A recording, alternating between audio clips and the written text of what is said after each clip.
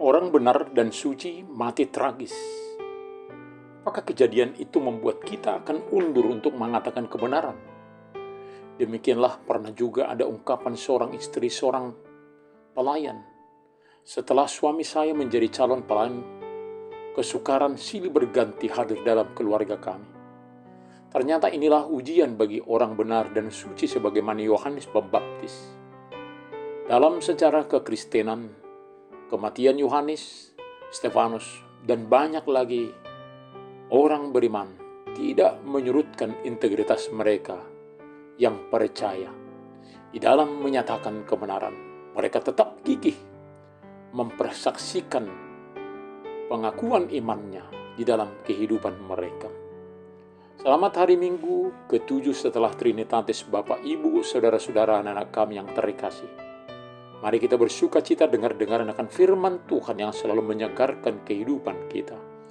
Immanuel, kita berdoa.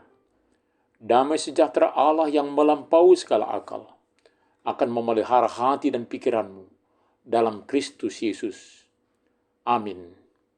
Firman Tuhan bagi kita tertulis dalam Markus 6 ayat 14 sampai 29. Raja Herodes juga mendengar tentang Yesus, sebab namanya sudah terkenal dan orang mengatakan, Yohanes Pembaptis sudah bangkit dari antara orang mati, dan itulah sebabnya kuasa-kuasa itu bekerja dalam dia. Yang lain mengatakan dia itu Elia, yang lain lagi mengatakan dia itu seorang nabi sama seperti nabi-nabi yang dahulu. Waktu Herodes mendengar hal itu, dia berkata, bukan, dia itu Yohanes yang sudah kupenggal kepalanya dan yang bangkit lagi. Sebab memang Herodeslah yang menyuruh orang menangkap Yohanes dan membelenggunya di penjara, berhubung dengan peristiwa Herodias istri Filipus saudaranya, karena Herodes telah mengambilnya sebagai istri. Karena Yohanes pernah menegur Herodes, tidak halal engkau mengambil istri saudaramu. Karena itu Herodias menaruh dendam pada Yohanes dan bermaksud untuk membunuh dia, tetapi tidak dapat. Sebab Herodes segan akan Yohanes karena ia tahu bahwa Yohanes adalah orang yang benar dan suci. Jadi ia melindunginya. Tetapi apabila ia mendengarkan Yohanes, hatinya selalu terombang-ambing. Namun ia merasa senang juga mendengarkan dia. Akhirnya tiba juga kesempatan yang baik bagi Herodias, ketika Herodes pada hari ulang tahunnya mengadakan perjamuan untuk pembesar-pembesarnya, perwira-perwiranya, dan orang-orang terkemuka di Galilea. Pada waktu itu anak perempuan Herodias tampil lalu menari, dan ia menyukakan hati Herodes dan tamu-tamunya. Raja berkata kepada gadis itu, minta daripadaku apa saja yang kau ingini, maka akan kuberikan kepadamu. Lalu bersumpah kepadanya, apa saja yang kau minta akan kuberikan kepadamu, sekalipun setengah dari kerajaanku. Anak itu pergi dan menanyakan ibunya, apa yang harus kuminta?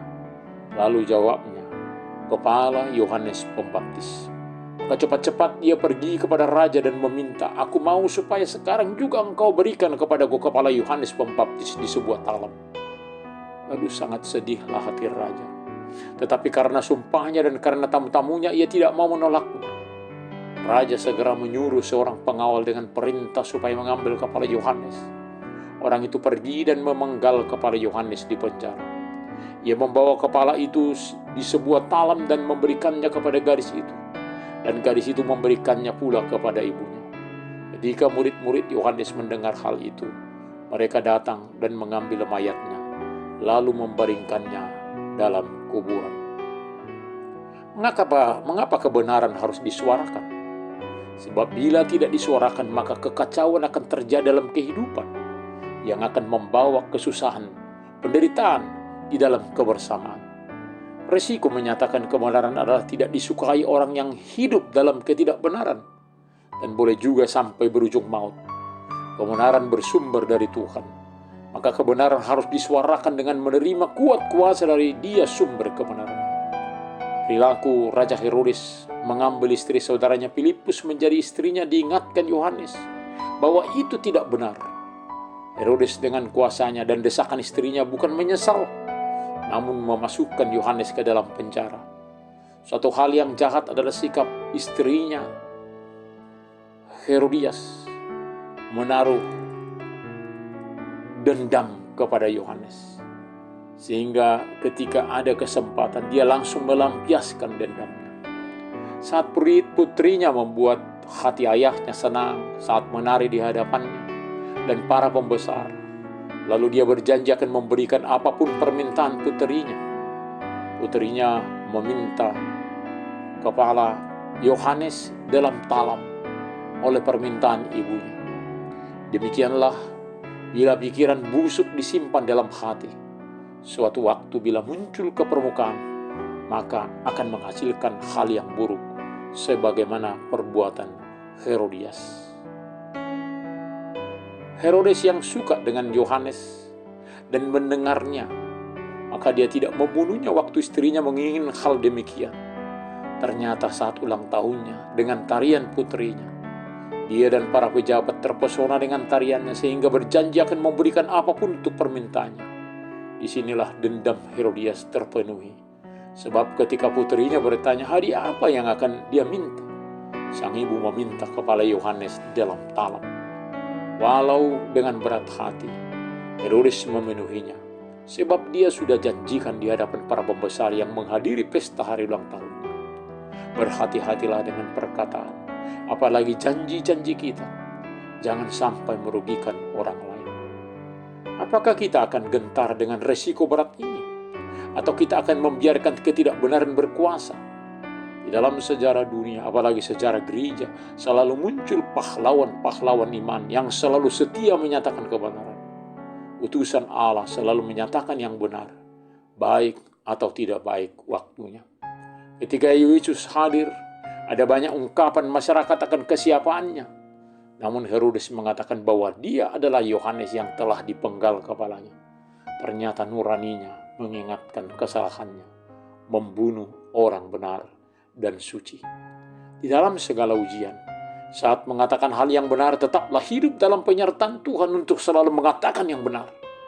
Jangan sampai penderitaan menyurutkan iman percaya kita. Amin. Kita berdoa. Terima kasih Bapa untuk firman-Mu yang mengingatkan kami supaya senantiasa hidup dalam kebenaran.